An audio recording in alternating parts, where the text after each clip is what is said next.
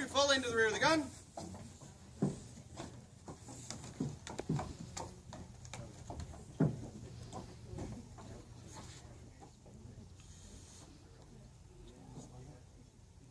Ladies and gentlemen, what we're going to demonstrate for you is the loading and firing of the 3-pound gun, or the great gun, here at Fort Loudoun.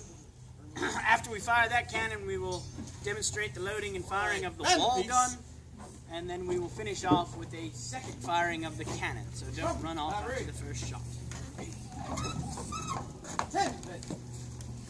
Sir, peace.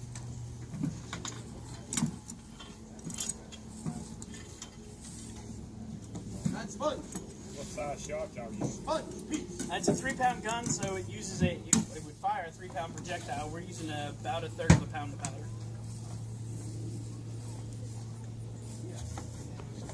All right, Monkey, advanced cartridge, 3 pounds, solid shot.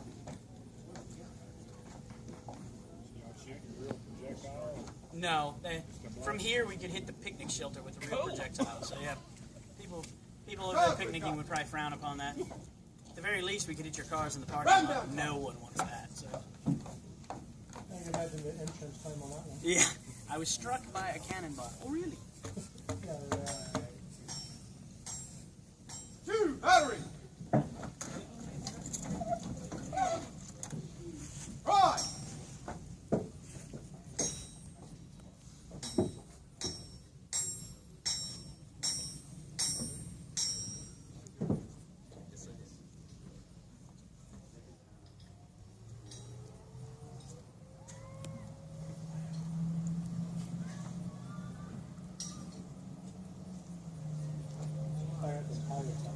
Take game. We have had people leap off their boats because they were close enough when it went off. Fire. Whoa! From battery. Coming in it still. Whoa! 10, 10. Sir, peace. So here at Fort Loudoun, there were 12 of those large cannons. There were also 6 of the smaller swivel guns, which were mounted on carriages as well.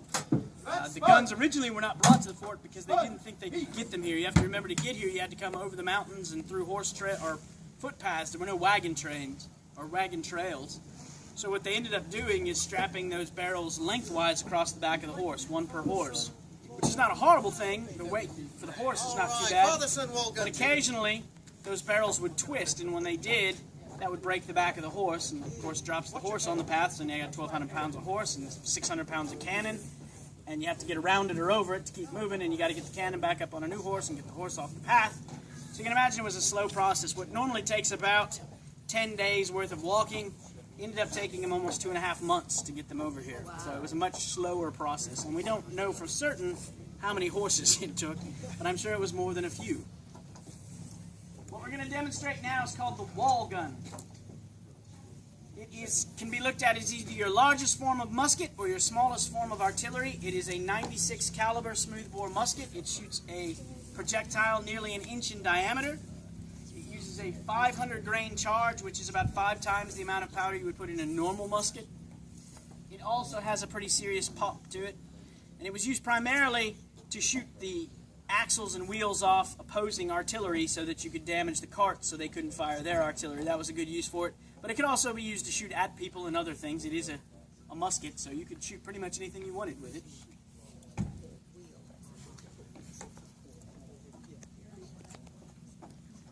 You're ready.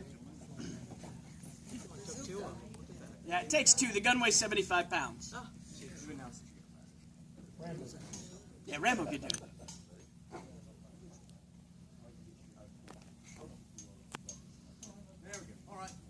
Firing wall gun.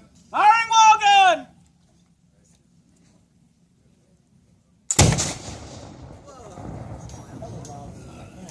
Yeah, it's got a finer report. It's got a higher pitch report.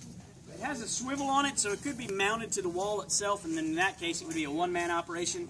But in the field or away from the wall, you would fire it much like they just did in a 2-man operation, when one man bears the weight of the barrel and the other man actually fires. Would you like to hear it again? Yeah. There you go, yeah. Of course we would. We got it.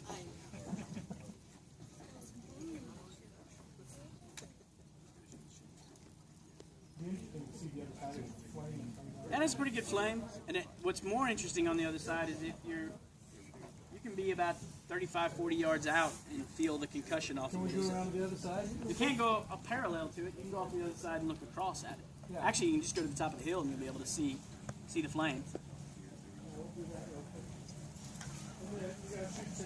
Yes.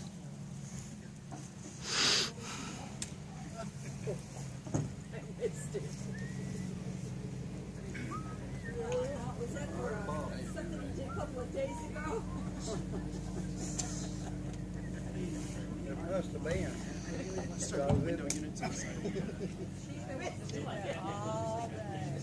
It's on your head. I totally think that would be. Ready?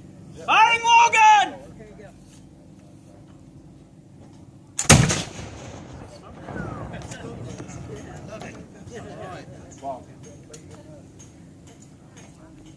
Alright, so what they did when they fired the cannon is we start with the man with the thumb stall. He's got that piece of leather on his thumb. What he does is takes that and touches it over the touch hole on top of the cannon. That will seal off the cannon from air passing back and forth between the front and the back. We then have the man with the worm, which is that screw-like device. He's going to run it down the barrel. You hear him call for searching the barrel. He's making sure there's nothing in the barrel from a previous shot, or in our case, someone might have stuck something in there before we came up here to shoot. Like yesterday, there was wood stuck inside the gun. So that goes in there to get the things out. We then have the man with the sponge rammer, which is a lamb's wool sponge that's been soaked in water. He runs that down there, and the whole purpose of that, of course, is to extinguish anything that might still be burning inside that barrel, because we're about to put about 1/3 of a pound of gunpowder in it, and you don't want anything burning when that happens. So the monkey then runs up top with his charge from down here, gives it to the man with the worm, who then puts it in the barrel, and the man with the sponge rammer uses the opposite end to seat that round all the way on the bottom of the gun. We then push it into the port. The man with the thumb stall takes that brass pick, and he's going to drive that through that hole in the top of the cannon to bust open the gunpowder inside the barrel. He then pours a musket cartridge on top of it, leading us to the man with the lint stock, which is a burning piece of rope. It's rope that's been soaked in saltpeter and then dried, so it burns very, very hot, but very, very slow. He touches that to the gunpowder on top of the cannon, and if everything works right, what happens? Boom. Yes, if it all works right, we get a boom. And there's dead Frenchmen scattered out in the lake. So, would you like to see that again? Sure. Excellent. Gentlemen. All right. You can come closer if you want to. You don't have to stay wet after these. You can come as close.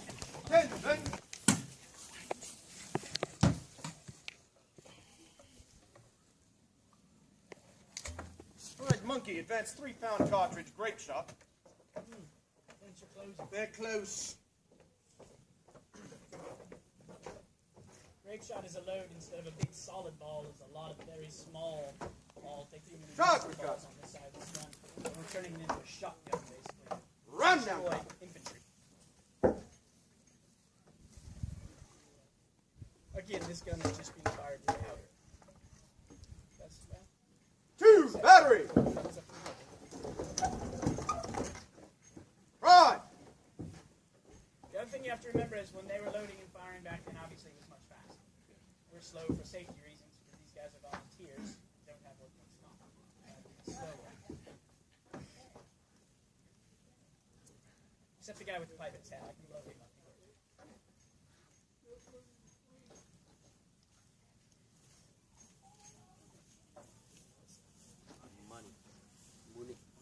Take aim. That's the part where you want to cover your ears if you're afraid of loud noises.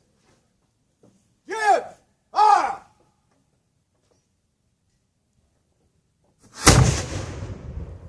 From battery.